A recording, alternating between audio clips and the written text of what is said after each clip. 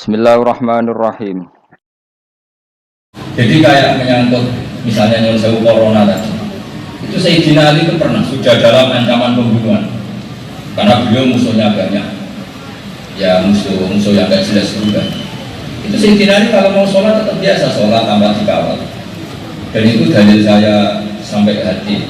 Ketika ditanya kenapa engkau gak takut kematian padahal yang ingin membunuh engkau banyak, jawab Sayyidina Ali itu unik. Hisni ajali sama siapa takdirnya. Hisni utai benteng ingsun iku ajali yo jatah ajal ingsun. Ya sudah gitu aja. Mau ada kita diancam saya mau dibunuh orang, mau ada corona, ada kolera, ada apa-apa, tetap kamu mati ya sesuai kontrak. Ya sudah gitu aja. Hisni ajali utawi benteng ingsun iku ajali jatah ajal nyawa ingsun. Ya sudah. Tapi bukan berarti kamu tidak usah ya usaha lah. Kamu ngomong masker dan masker laris sudah juga. Tapi tidak usah diimani berlebihan yang apa. Ya kan misalnya gini. Coba andaikan kamu bisa melihat Pak Mahfud, itu mesti kamu tertawa malu. Kamu dalam Mahfud ditulis mati kecelakaan. Kemudian kamu tidak tahu main pakai masker takut corona. Itu betapa Israel menertawakan kamu juga.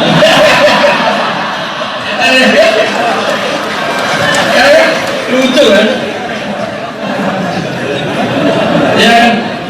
Apalagi kalau ditulis ini mati karena guru gizi gitu. Terus umur-umurnya pakai masker, terus padahal tulisannya mati karena guru apa? Karena gizi buruk. Apalagi ditulis sana mati karena dibentak istrinya gitu.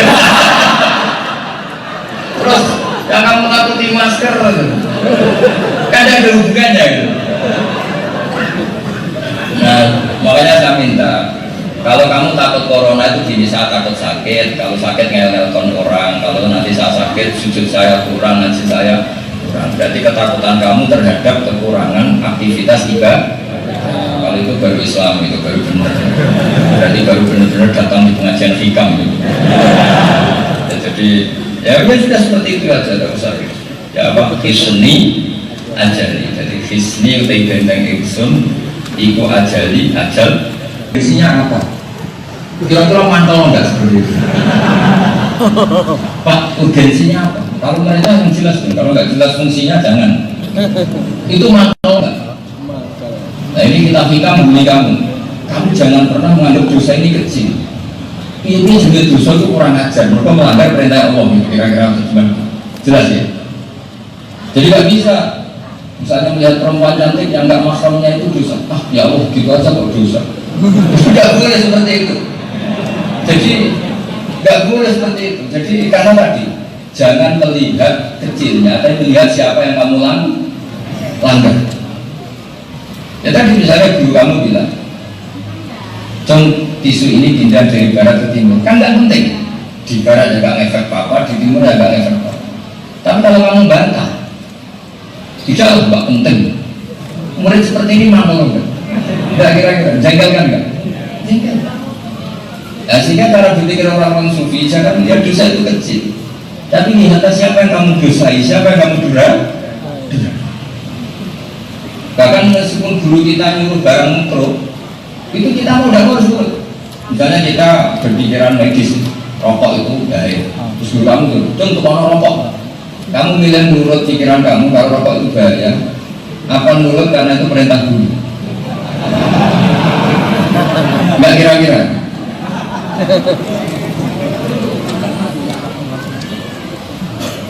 Karena guru itu tetap nyom saya egois, nggak mau tahu, nggak ngomong nggak dituruti, mulai elak. Jadi cara berpikir orang sufi itu, ya kadang lo nggak kayak tadi. Nggak ada dosa besar dibanding ampunan Allah. Tapi sekarang dibalik, nggak ada dosa kecil.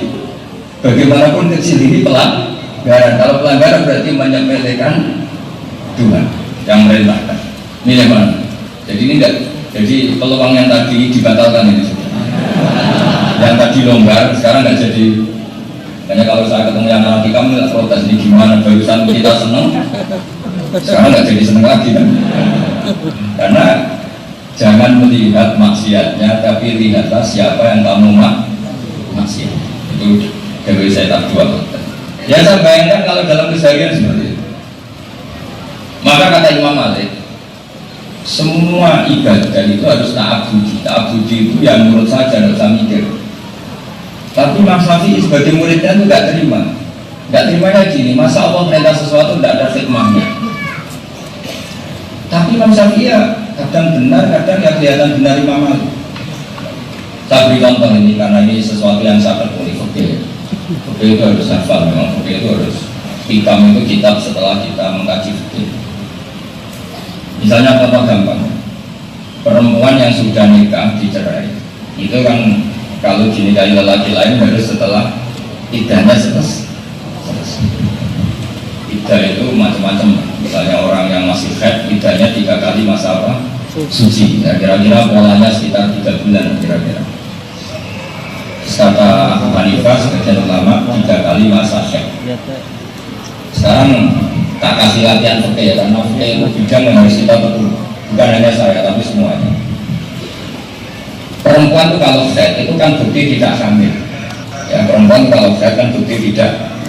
Maka kalau dia diceraikan, kemudian haid 3 kali, berarti sperma dari suami pertama tidak menjelma jadi janin atau menjadi anak. Itu kalau sampai haid 3 kali berarti ada jaminan darulatul rahmi, rahimnya terbebas dari unsur sperma dari zaud pertama. Sehingga suatu saat kalau dia nikah lagi kok ada anak, berarti ini sebagai hadal walad pasti ila zaujisani. Anak ini pasti anaknya zaud. Nah, andai kan kalau nggak ada iddah, misalnya malam ini kamu cerai, paginya dinikah teman kamu, kan nggak jelas kalau jadi anak ini anaknya siapa kan? Karena kamu ya punya kontribusi yang itu kan nggak jelas. Masa nunggu DNA? Ya kan keributan apa? Makanya untuk nekasa harus iddah, dan iddah selesai itu ibaroatir rahmi untuk apa mensterilkan rahim, itu kata Imam Syafi'i. Oke, Imam Syafi'i cerdas karena tahu hikmah dibalik disyariatkannya iddah. Oke, kita sepakat Imam Syafi'i cerdas karena tahu hikmah disyariatkannya iddah. Tapi pertanyaannya adalah begini, ketika ada seorang suami sudah nikah lama gitu, kemudian ada tetangganya ngerti kalau perempuan ini haid, berarti tidak hamil kan? Nah, misalnya sekarang Maret haid tidak hamil, terus suaminya tidak pulang sampai 6 bulan, terus cerai, berarti kan nggak pernah ngumpuli sama sekali. Dicek secara USG misalnya tidak ada unsur sperma sama sekali. Secara sosial memang nggak pernah dikumpuli karena suaminya di luar negeri. Iddah tetap wajib apa enggak? Tetap kan? Tetap. Nah kalau iddah tetap wajib, itu yang benar Imam Malik apa Imam Syafi'i? Cara Imam Malik ya supaya Abu Jawa nyuruh gitu ya, gitu. Karena kalau ibaroatir rahmi menjadi alasan pokok hukum yang seperti ini nggak perlu iddah karena ada dikumpuli 6 bulan. Padahal syariat tetap mengharuskan iddah. Maka era yang namanya Fathul Mu'in itu kalau menerangkan iddah itu 2 kali, lita'abud al-libaro'atir rohmi, atau kadang dibalik, libaro'atir rohmi walid ta'abud. Karena kalau ta'abud tok itu ya nggak ngangkat, kalau baro'atir rohmi tok ya nggak. Maka itu seperti, makanya dulu Imam Syafi'i ketika ngaji Imam Malik itu pernah digojlok. Ya Syafi'i, Imam Syafi'i itu dari Imam Malik itu junior. Ya Syafi'i, ada 2 pembantu kamu, yang satu cerdas, yang satu tak cerdas. Kamu milih mana? Pertama Imam Syafi'i milih yang cerdas. Tapi setelah Imam Malik bikin analogi begini, dengerin, Imam Malik bikin analogi begini. Iqla hadhihi sokhra, batu besar ini coba kamu angkat. Ya, terus yang cerdas tanya, kenapa harus diangkat? Yang satu langsung nurut, kamu senang mana? Jadi Imam Syafi'i senang yang langsung nurut. Ya kira-kira gitulah hubungan perintahnya Allah kepada kamu, yang nurut saja, gak usah tanya. Suatu saat kejadiannya gini, ini di istilahnya orang Jawa itu dicuci otak. Iqla hadhihi sokhrota fa inna tahtaha dhahaban. Bagi ini kamu bongkar, kamu angkat karena di bawahnya ada emas. Yang pembantu yang cerdas ini termotivasi ngangkat karena di bawah ada. Dia lupa kalau itu perintah majikannya. Dia yang menggerakkan dia adalah karena di bawahnya ada. Yang pembantu goblok ini barokahnya goblok itu. Saya di mana-mana bilang goblok. Karena ini mayoritas kelompok yang harus dibeli. Ini termasuk yang di kalau sini. di mana-mana terkenal. Gus Bas spesialis bela orang dulu. Karena saya ini sudah ngomong sultan sama Allah. Saya kan ditetir pinter, jadi tugas saya bela yang bodoh. Dan saya berharap yang bodoh yang ngaji yang pinter itu, jadi supaya imbang gitu. Yang bodoh ini dia ngangkat ini hanya termotivasi karena itu perintah majikannya. Perintah majikannya suruh ngangkat ya ngangkat. Secara kecerdasan, cerdas yang pinter karena dia tahu, oh majikan saya nyuruh ngangkat karena di bawahnya ada Tapi pertanyaannya, loyal mana? Loyal yang bodoh yang pinter? Yang bodoh. Tapi yang bodoh juga masalah bagi majikannya. Majikannya lama-lama bilang gini, gua anggap aku wong bodoh, nak ngomong orang hikmah. Artinya yang bodoh ini juga kurang takdir sama majikan. Masa saya memerintahkan sesuatu kemudian tidak ada hikmahnya? Kamu lihat mana kalau dari sisi itu? Dia yang pinter. Loh iya kan? Misalnya si bodoh tak tanya, kenapa kamu nurut? Ya nurut saja. Kamu tidak pernah berpikir kalau semua perintah saya ada hikmahnya? Tidak pernah, nurut saja. Itu kira-kira majikannya tersinggung nggak? Tersinggung juga. Maksud aku sebodoh itu nyuruh sesuatu nggak ada hikmahnya? Ya kan? Nah di sini ini hikmahnya ya ada madzhab Maliki, ya ada madzhab Syafi'i. Makanya terus kitab-kitab itu ngeper itu tadi. Lalu disyariatkannya iddah untuk apa? Ya li baro'atir rahmi tapi walid ta'abud. Ya li baro'atir rahmi walid ta'abud atau li ta'abud walid baro'atir rahmi. Seperti sholat untuk gampang. Saya termasuk orang yang kalau komentar terpaksa kayak sholat misalnya. Sholat seperti itu ta'abudi apa ada hikmahnya? Kita bilang ta'abudi, kalau mau takbir ya takbir saja, rukuk saja sujud. Sekali kamu mengatakan begini untuk peregangan, kalau sujud untuk apa, penguatan jantung, itu nanti sholat mirip kayak senam yoga. Ya kan? Lalu ternyata ada yang sholat terus sakit, yang senam yoga. Enggak, berarti hikmahnya besar mana? Besar juga, bahaya kan kalau seperti itu. Makanya saya nggak setuju kalau ada orang cerita hikmahnya sholat sampai semuanya unsur kesehatan. Nanti kayak pembantu yang pintar tadi, loyalitasnya ke majikan itu kurang, tapi yang motivasi adalah logik. Tapi kalau dibalik, masa Allah memilih gerakan itu kemudian tidak ada hikmahnya? Kalau dibalik gitu, kamu milih mana? Dua-dua. Makanya satu, kalau ada apa itu acara apa, hikmah dibalik sholat, jaga kesehatan ini, jaga kesehatan jantung, macam-macam. Saya itu mau melawan itu ya takut Allah, bukan takut orang itu, takut Allah. Jangan-jangan memang ada hikmahnya. Tapi kalau mau ngimani, jangan-jangan nanti fungsi sholat kayak senam yoga. Kamu milih mana? Dua-dua. Ya bodoh tadi bener ya. Itu bagus itu ya, sebenarnya ngerti aja. Ya bagus itu. Ya sudah sih.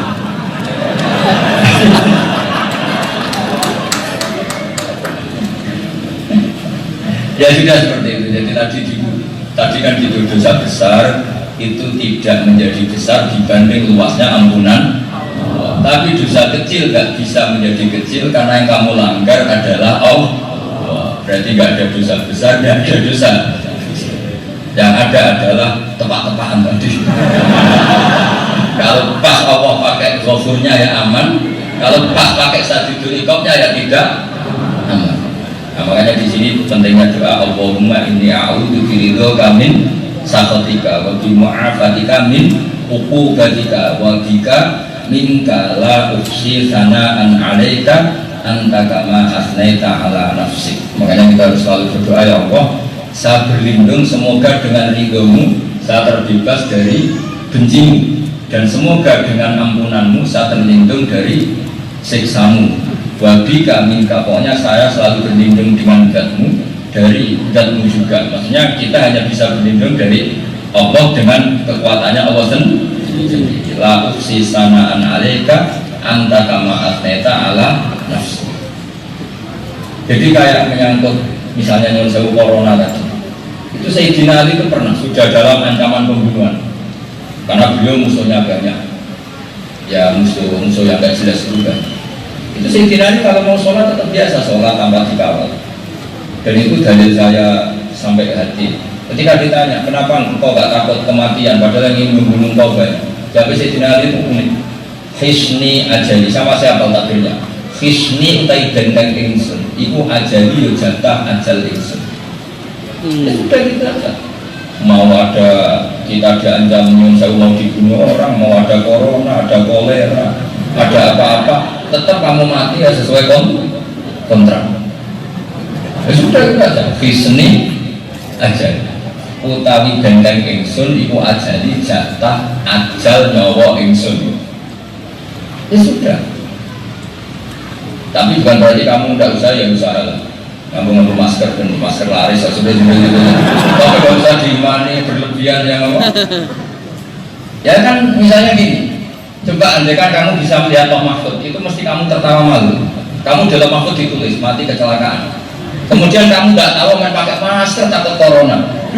Itu betapa Israel menertawakan kamu juga.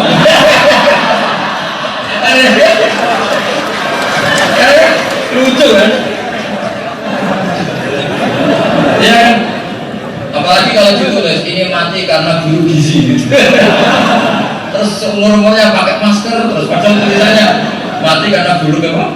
Karena gizi buruk. Apalagi ditulis sana mati karena dibentak istrinya gitu. Terus yang kamu takuti masker kan ada hubungannya gitu. Nah, makanya saya minta kalau kamu takut corona itu gini, saya takut sakit, kalau sakit ngel-ngelkon orang, kalau nanti saya sakit sujud saya kurang, ngaji saya kurang, berarti ketakutan kamu terhadap kekurangan aktivitas ibadah. Kalau itu baru Islam, itu baru benar, berarti baru benar-benar datang di pengajian hikam gitu. Jadi ya sudah seperti itu aja, tidak usah ya apa, hisni ajali, jadi hisni utai benteng ingsun iku ajali ajal. Assalamualaikum warahmatullahi wabarakatuh.